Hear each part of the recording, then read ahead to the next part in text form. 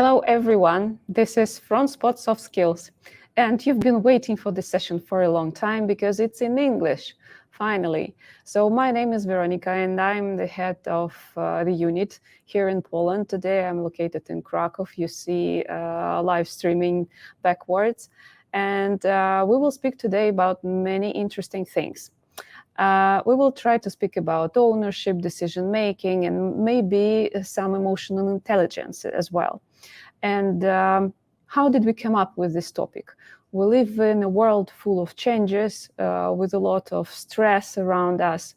Many of us relocated and have a lot of different things which we need to solve at the same time. And we don't know what to touch first. Our head is sometimes exploding. And how to solve all this, how to become a master of your own decisions.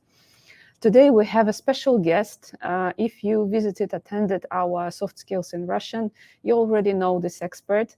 I love this trainer very much, Sviatlana Badrankova, and she will help us to understand how to deal with that. So Sviatlana, welcome. Hi, Veronica, thank you. And hello to everyone. The topic is very sensitive, especially in the past few years.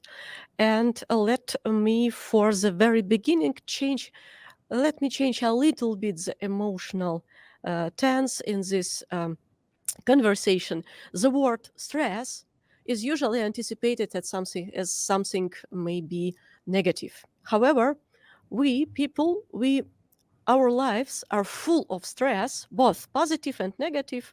For instance, this long-awaited stream, maybe a positive stress, or your marriage, or new child born. All the changes we have in our life means that we are still living creatures. And life is equal to changes. Changes are equal to stress. Let's continue. Yes, thank you very much. It's true that we have sometimes some positive stress. Anyway, we have a lot of things. And today we will try to find out how to manage, how to sort all these tasks and try to solve all those. During the preparation to this event, we received several questions. And one of them, I think, will be a great start of this conversation. How can I develop resilience and adaptability to thrive in the face of uncertainty and rapid change? In fact, that's a great question to start. And my first question back, so to say, resilience to what would you like to build? I am afraid we are limited in our resources and we cannot build resilience to everything. So what would you like to be prepared for? For what kind of changes? Still, it's a rather rhetorical question. And what about practical matter? What do you think, what does resilience start with? Let me compare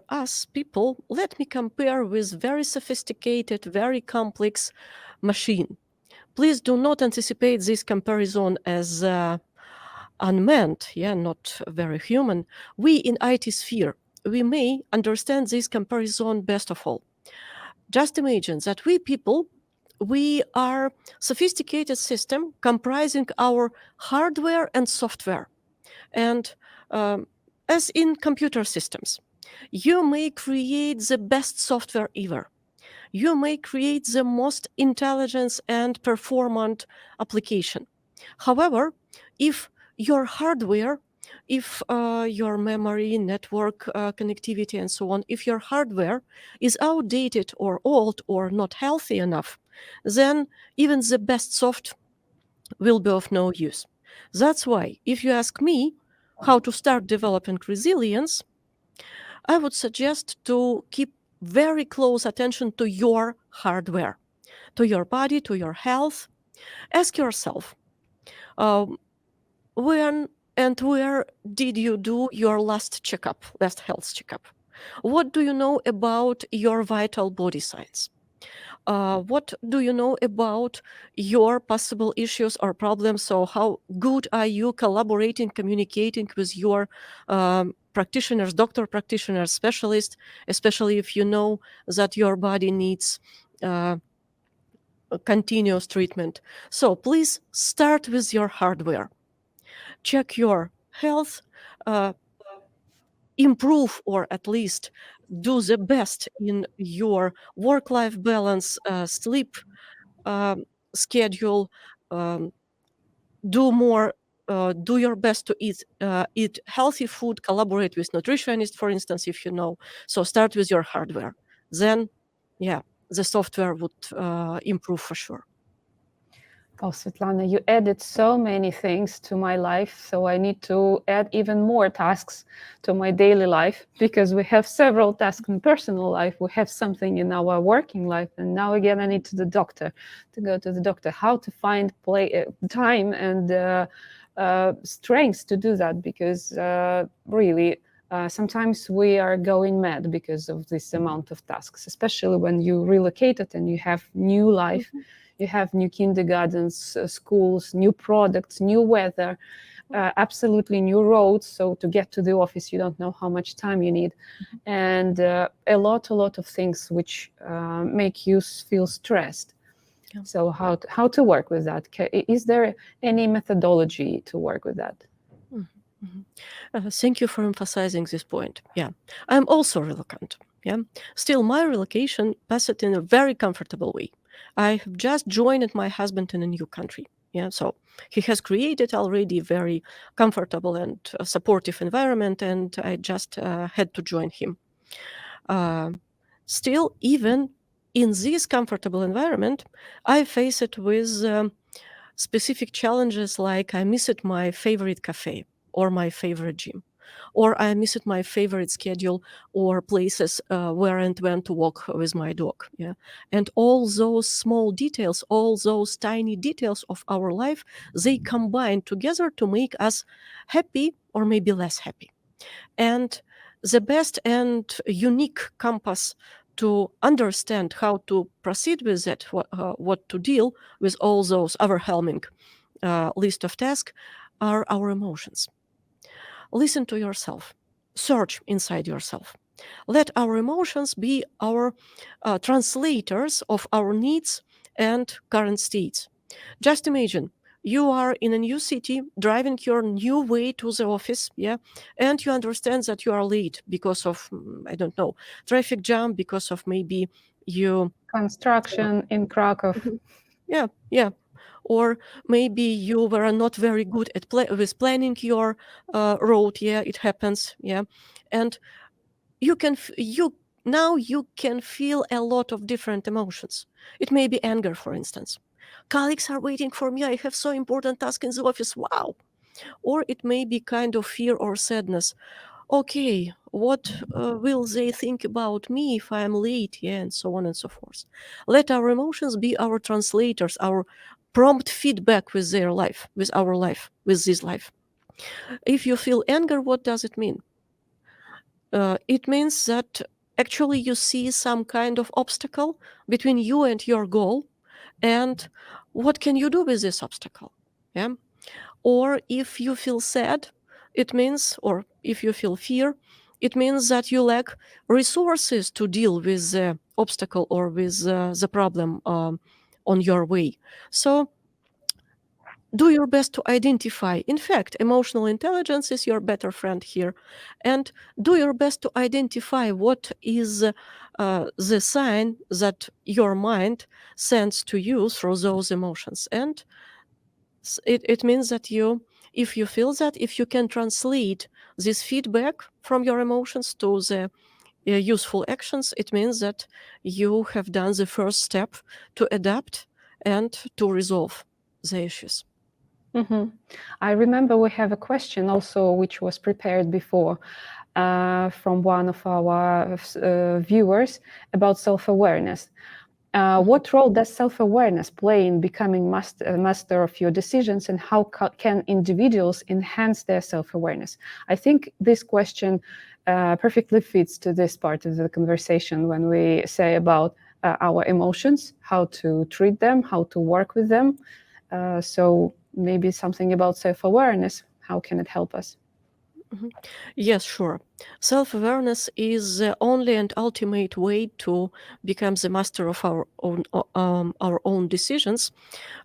You may change the country, you may change the job, the company, the industry. However, there are pretty little things that are always with you.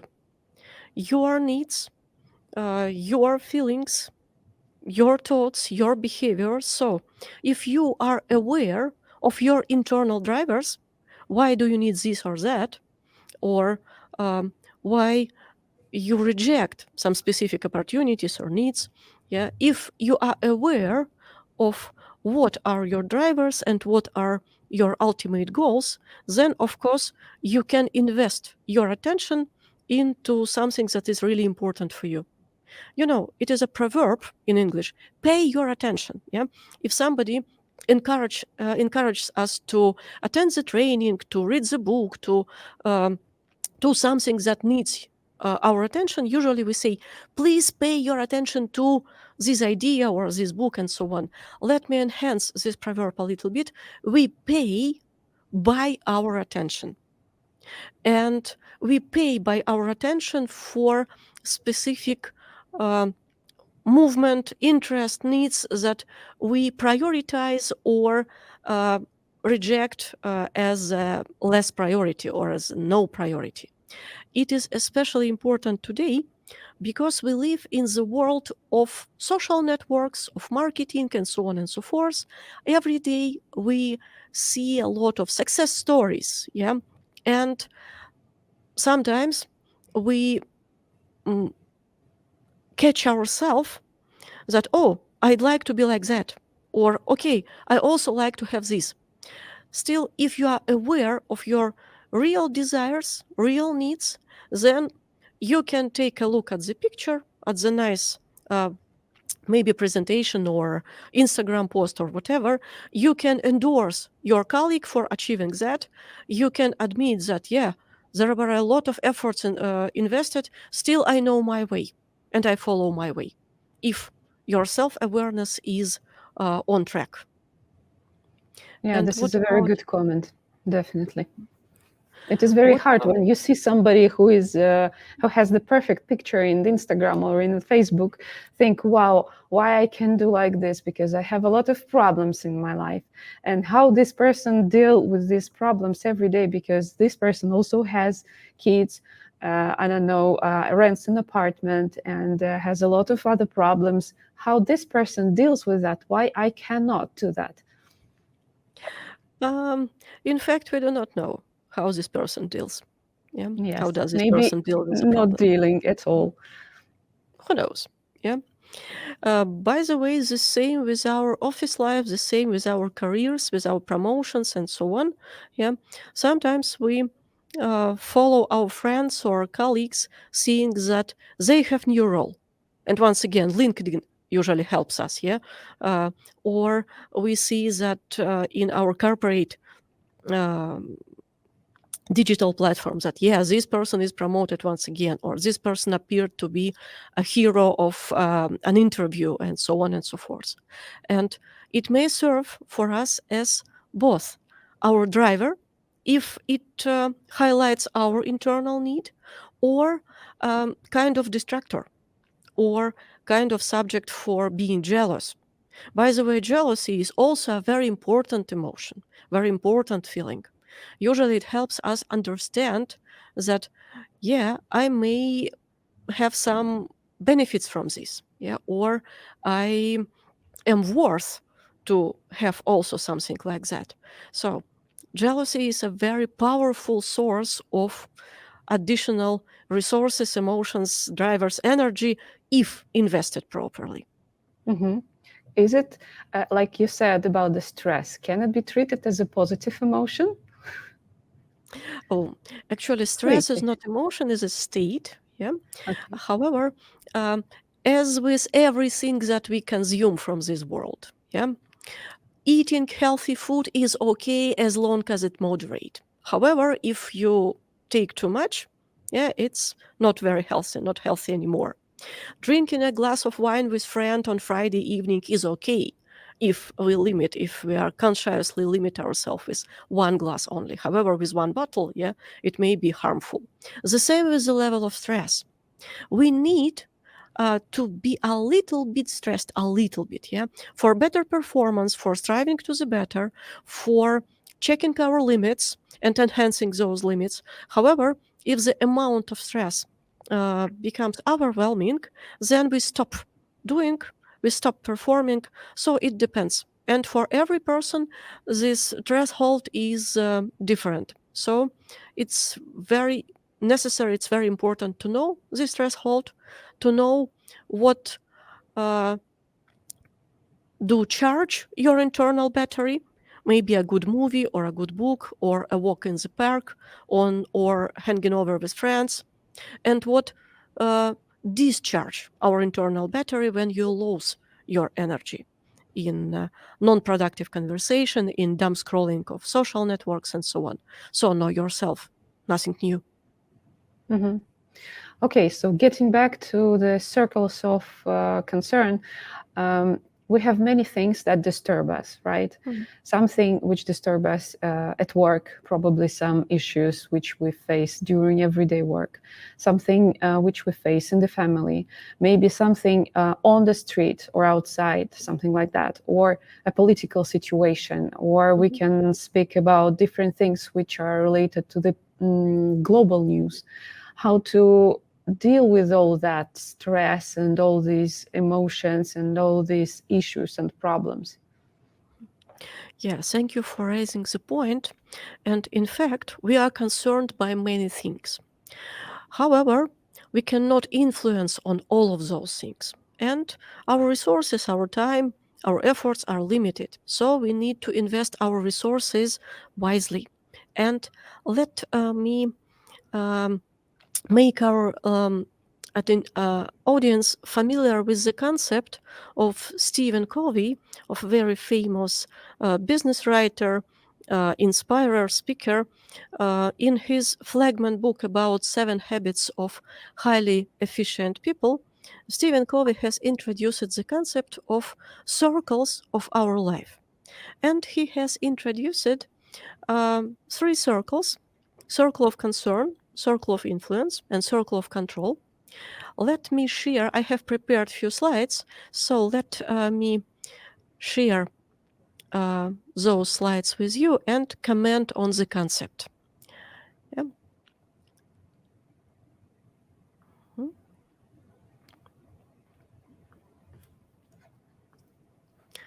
Please let me know when you can see the Yes, we can starting see. slide. Okay, so let me introduce the basic concept of Stephen Covey. Yeah. You can see the environment, this white, actually, quadrant, white square around the circles. Yeah, you can see all the things that may concern us: weather, other people driving skills, politics, as you have mentioned, yeah, or social situation, war, everything that happens around us, and not only around, but in the on the globe. Yeah, we cannot be not concerned by that. However, our influence is rather limited. Our circle of influence is a little bit smaller, and even more smaller is our circle of control, something that depends on us only.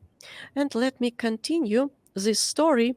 Here is the initial concept. Yeah, here is the link to the book if you'd like to refresh. And let me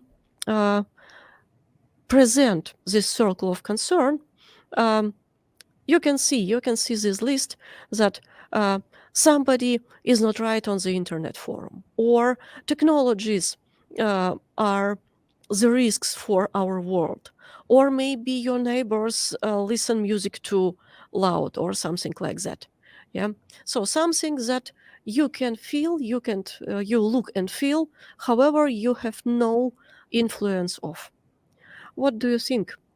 What is the best way to deal with this? Stress, stop doing anything, and I don't know even what to do. Or if I see that somebody is not right in the internet, I definitely need to leave a comment. Sure. And usually this comment is full of emotions. Yeah. And usually Definitely. you are totally sure that you are right. And you expect that this person would accept your point of view immediately and admit that, yes, right, you are, something like that. Still, it doesn't work this way. And as soon as you understand that you are full of emotions, please take a pause. That's the best way to understand what happens. That's the best way to switch on your self-awareness. And if you can translate this emotion to some specific feedback, for instance, why exactly this message in the internet has triggered you. What is in it for you? What was important for you? Maybe you had a similar story and the story was resolved differently. Or maybe there are specific values important for you, like value of autonomy, value of decision making, value of equity and equality. Yes, that is hard by this message. So do your best to understand what is in it for you, not for the internet forum, not for the author, but for you. Why were you triggered exactly by this message? And if you can understand why, then actually you can proceed with handling all those concerns. Like, for instance, we can treat the rain, something that concerns us but is not under our control. For instance, that's a typical situation. It's raining outside. Ask yourself, it is a fact or a problem? Of course, it is a fact. It's rain. You could hardly stop the rain, only if maybe you have magic stick.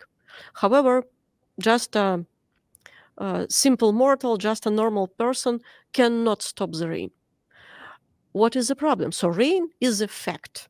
We may be concerned by bad weather. However, we cannot influence on that. What we can do? What are possible problems for me with raining, for instance? Yeah. Uh, mm, for instance, I planned my walk in park. Yeah, and now it's raining outside, and I'm angry that my plans were changed without my control. Something like that. How to deal with this circle of concern? There are triple A approach: accept, avoid, alter. So it's raining outside. I can accept. By the way, I can even go out for the walk in this rain, accepting also the risk of being caught by flu, for instance. I can avoid, of course. I can avoid this situation. I can relocate, for instance, to Sahara. No rains there over there. However, what does it mean for me in the rest of my life? Okay, I got rid of rain. However, what are the other problems and concerns that I have got? And uh, alter my plans, buy an umbrella, something that depends on me. This concept is really easy when we see it on the slide. However, in our real life, we usually lack this first step to take a pause and to understand, is it a fact or a problem?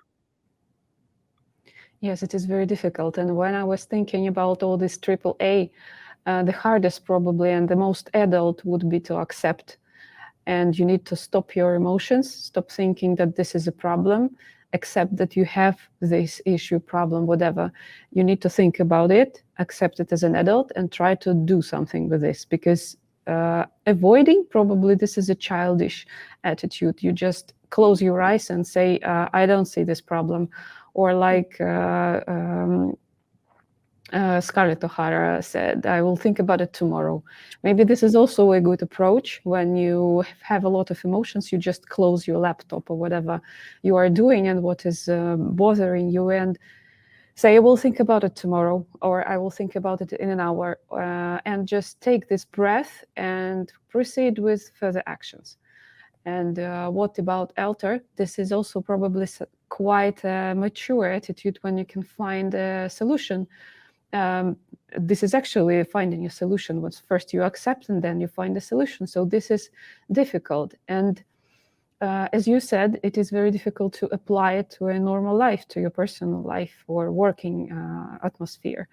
For example, if we speak about things which concern a lot, many people nowadays, after this 3 years of instability and house, we have a lot of questions: how to survive, how to not to lose the job, for example, because the bench is huge, and how to stay in the company, how to not to lose your residence permit, for example, and how this situation might be applied with this AAA.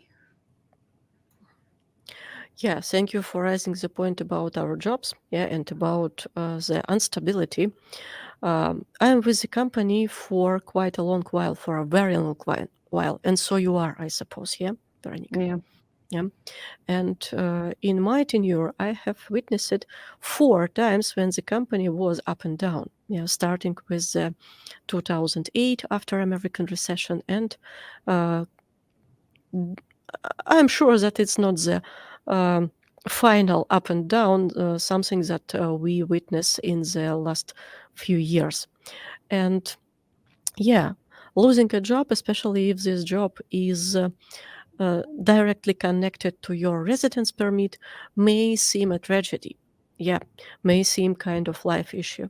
Still, I have seen several such cases in Lithuania when company helped people who were not allowed to prolong their working permit. Unfortunately, Lithuania is very nitpicking now to Belarusian and Russian citizens for some specific reasons. And I have witnessed several cases when company helped them to survive the second relocation, for instance. And the law and politics of the foreign country or the country of our residence, new residence, is something that is out of our influence. It's definitely in our concern. However, we could hardly change something in the legislation of the country of our residence. So we need to apply some other um, cases like accept or avoid, or just change something in our not behavior but in our plans. There is no an umbrella to buy for this case. Still, there are specific skills, knowledge that we can nurture, specific trainings that would be useful to understand your value on the market, and to address to our coaches, to our talent acquisitions, asking for positions, asking for new possibility to relocate if your top priority is to stay with the company. Great. Sure, it's obvious. It's usual, absolutely usual when something goes wrong, especially when this is the first round. So I was prepared for that, and I'm not worried at all. Oh, great. That's a great I accept it. approach, that everything may go wrong. In good old times of offline works and offline trainings, I know Veronica, and I admire it very well. I know that you liked the training about negotiations, head to Yes, head. very much. Yeah, and you have attended this training in the office time in Minsk. And when I conducted those trainings for our starting managers, after one of the module about preparing to negotiations, how to prepare, how to build your strategy, I have asked them to complete the home assignment. And this home assignment was rather harsh. I have asked them to create a list of very specific, very measurable actions in the situation like that. So imagine that tomorrow morning you appear in the office, you open up your laptop, and you can see the message from your manager: thank you, the company doesn't need your service anymore. What would you do in the very next 5 minutes? What would be your very next 5 steps? Very tangible, very measurable, very specific. Like, I will book a vacation in specific holiday place, or I will review and update my CV on LinkedIn, or I will inform my wife that I can accompany her in her vacation, and so on and so forth. So, or I can now I can um, monetize my hobby and be non-IT specialist, but somebody else. Yeah. So, and after this exercise, when we can see that the life continues even after the most severe event, we find our energy and we find our ways to continue our functioning. It may seem harsh for at the first sight. However, at the end of this exercise, yeah, my trainees admitted that they definitely and significantly lowered their level of anxiety regarding the job. Mm-hmm. Yeah, this is a good point, actually. I was thinking when you were saying about that we need to imagine that we faced our most dangerous fear, which is bothering us all the time. For example, you are losing your job and you understand that tomorrow you have a call or you see this message from your manager that they don't need you anymore. What will you do? And this might be as an action plan, as a plan B for people who are afraid of that. What would you do? And to think about it. And this is a good exercise, actually. And when you are prepared for that thing, it is easier to overcome this tragedy if this is not a tragedy anymore for you. So maybe this is a good advice for everyone who's listening to us right now. If you have any fear, try to imagine it happened, what you will do, what will be your plan, and try to work on this already and start to have a plan B, what you will do. So thank you for reminding that, because definitely successful negotiation, that was a great training with preparations and with a lot of practice. And that was one of the tasks which helps you to get prepared for any unexpected situation when you face during the negotiation with anyone. And one more helpful hint is our circle of influence, something that depends on us.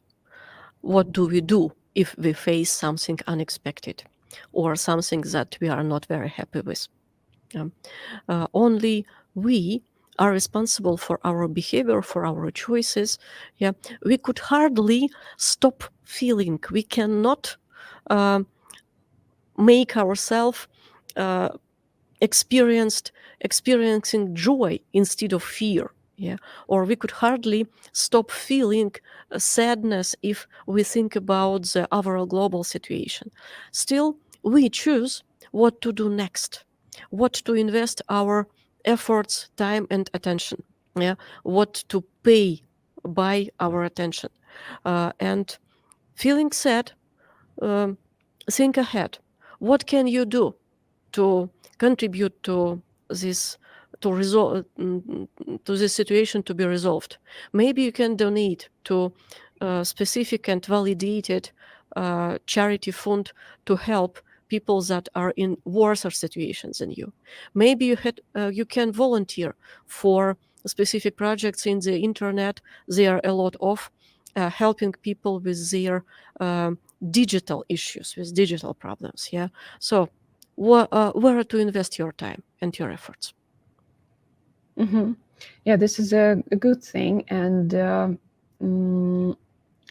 I'm thinking that probably there is a good question which we can put right now from the questions which were prepared. By the way, I wanted to ask our listeners, if you have any questions, please put them in the chat.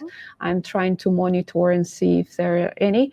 And now I don't see any questions. So please, if you have, put them there. So about the questions, are there any examples of this mastering decision skills which led to significant personal, professional growth? That's a really great question to be answered together with the author, actually. Yeah, because the first, if I get this question in person, I would ask the author of this question, what does personal professional growth mean to you? Professional growth, is it a next step on the career ladder? Then are you sure that you are on the right ladder, for instance? Is it a new assignment in the challenging project for a customer? and what is your goal, why you'd like to join this project, not another one. So every one of us, we have our understanding about personal growth, about our life success, and so on and so forth. And what about case studies or examples? I do believe there are many. And I wouldn't share now. There are a lot of books you can find, a lot of motivating speakers and so on.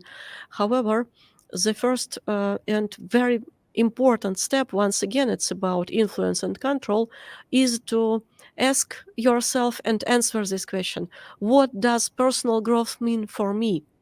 Is it my perfect health state? Is it a lot of money and big title in my organization? Is it being the best in the industry and uh, endorse it as the biggest professional by the same level of professionals? What does it mean for you? How do you understand that your professional or personal growth takes place? And if you know that, once again, it's about self-awareness and our internal drivers.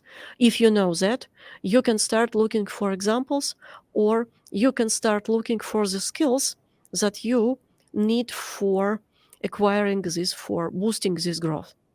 And my suggestion is to do it with the professional in personal development, with career coach, with consultant, with life coach even, and understand if this person may help you as a professional, so to collaborate with him or her. And this approach, I would say that this approach is applicable for every part of our lives. If we take care of our health, we look for experienced practitioner, and partner with this practitioner to understand what we can do to influence on our health state. If we'd like to be fit, then we partner with a fitness trainer and following their advice. However, we are responsible for result. All those professionals we meet in our life, they are responsible for sharing their experience, for creating kind of training program for us. So if you attend the gym, and you meet a fitness trainer, then this trainer is responsible for creating a program for you, taking into consideration your initial state, your goal, and so on. However, who is responsible for result of this program to be prominent? Mm-hmm. I was thinking while you were speaking about our parents and grannies, because they're also our coaches in life. And what we would like to have, what we would wish to our kids, for example, would we like them to be successful, or we want them to be happy? And this is what you need to think about. What does it mean for you, this success? To have a lot of money, to have a great position somewhere, or just to be healthy, or to be happy and have great work-life balance, for example. So this is a great example which you mentioned about this. Thank you. And thank you to our authors. Yeah. Mm-hmm. The question. Yes. So the great example on the screen. I will let you proceed. Mm-hmm. Actually, do hope that our audience may go through this example. Yeah, here is quite a typical situation. If you know that your project ends in specific timeline, then it is a fact. Yeah.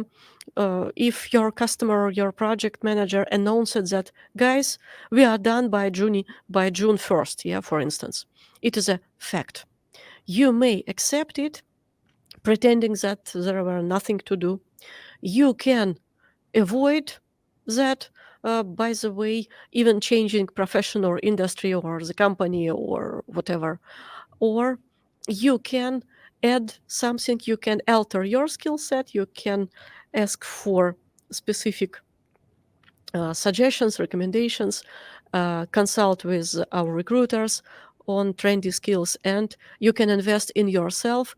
And of course, Of course, it's also up to you.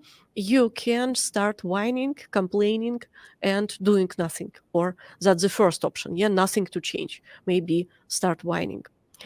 I can remember an example related also to working environment, not to project end, however, to just a normal, typical environment. My colleague once has complained that he gets a lot of messages in his non-office hours. And this complaint was uh, really complex. It was a mix of anger and disgust, something like that. So how can they are professionals, they are PR specialists, they are professionals, they should take into account where they send their message, what is the time in my time zone, and so on and so forth. And if I had a chance to apply this coaching approach of accept, avoid, alter to the case, I would ask this person, and what is the ideal state? How do you imagine the ideal state of the events that you have described? And after the ideal state is described, for instance, that I have no messages in my evening hours, I may ask this person, what is another way to reach this ideal state? In this case, it's very easy. It's just simple. It's just muting the channels that you don't like to follow for your working hours, or setting your status in the social networks as do not disturb. It's really easy. It's one movement instead of complaining, yeah, creating some chaos around himself and so on. Still, it was the case when the person just needed to steam out. There was not a real need regarding the messages.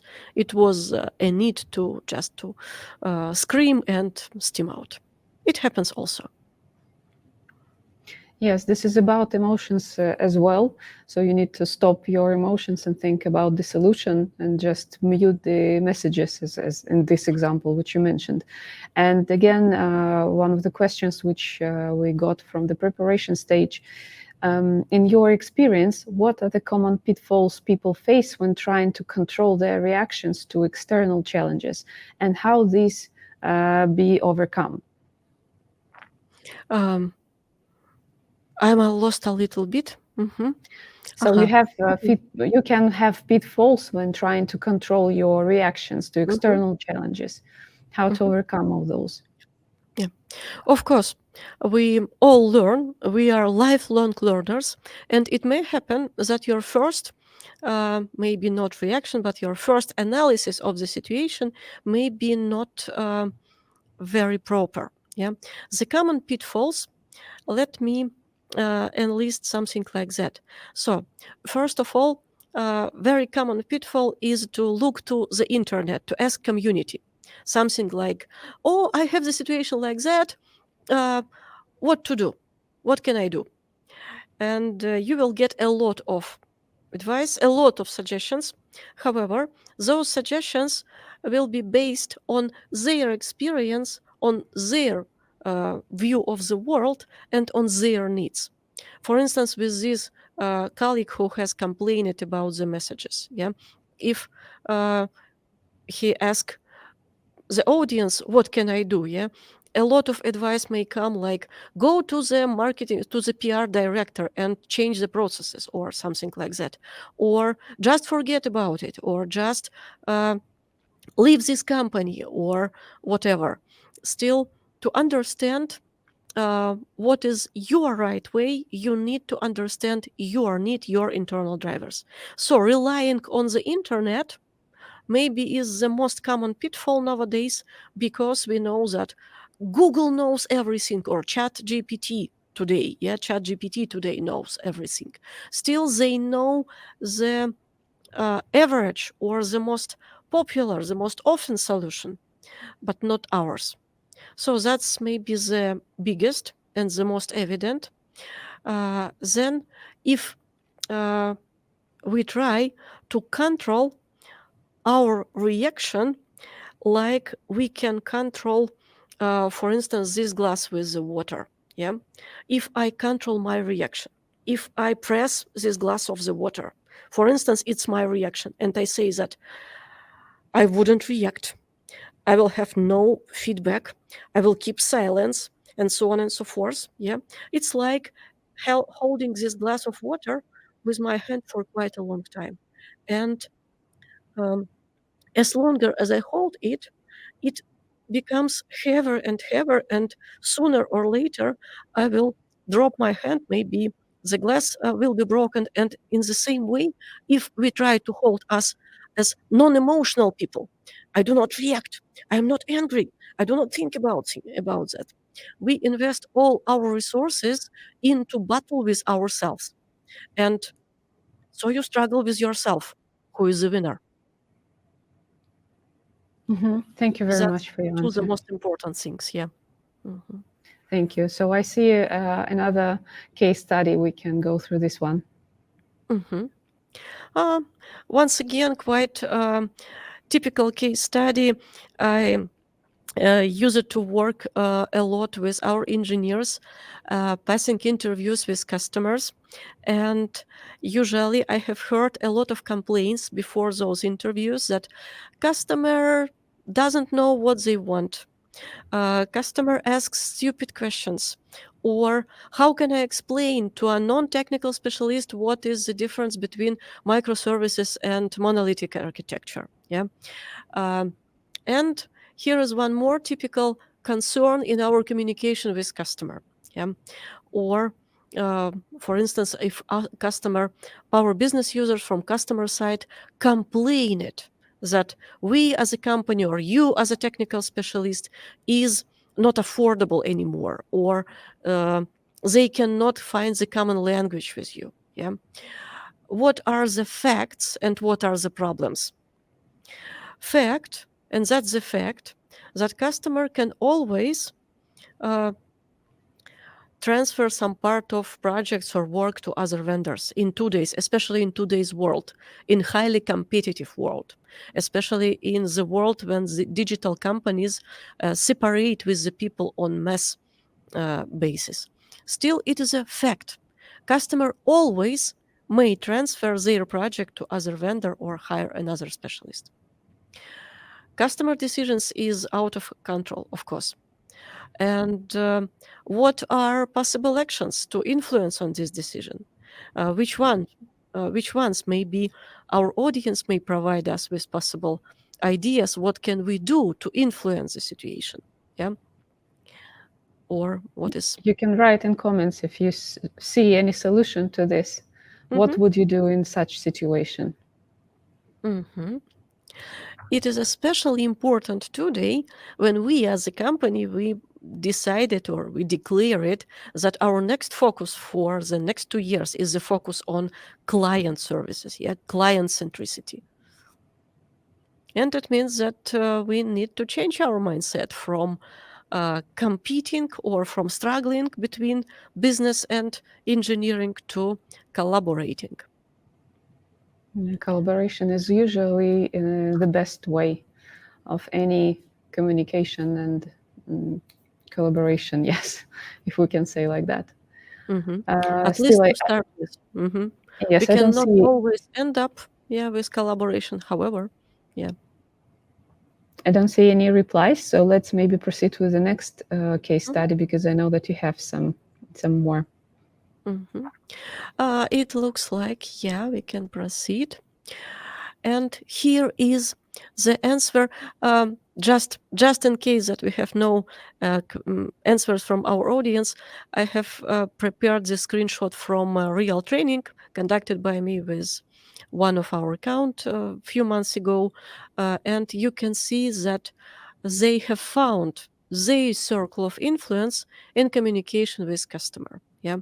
um, Starting with solid reasoning, with providing argumentation, with preparing maybe some case studies or facts and numbers, comparing our expertise with other vendors, for instance, or to communicate the value, the business value, yeah, or specific challenges and risks, and so on.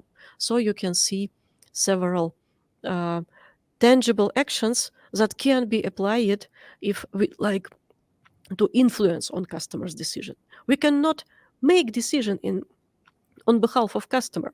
It's our concern, but not influence.